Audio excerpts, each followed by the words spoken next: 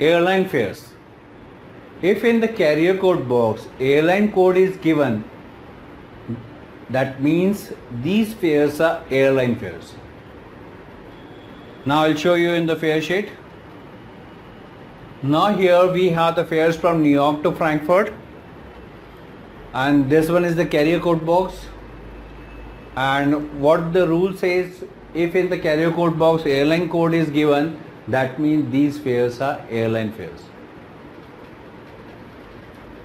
So we have to consider, when airline fares are given, then obviously we have to consider the airline fares.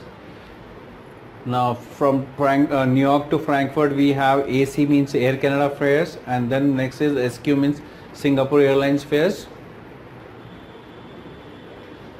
If both airlines and ITA fares are given, in that case first priority we have to give to the airline fares.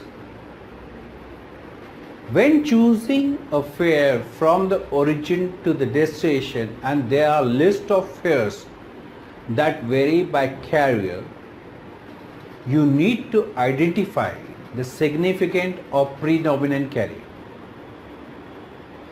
If the significant carrier has no fare of its own, then we can use the ITA fares.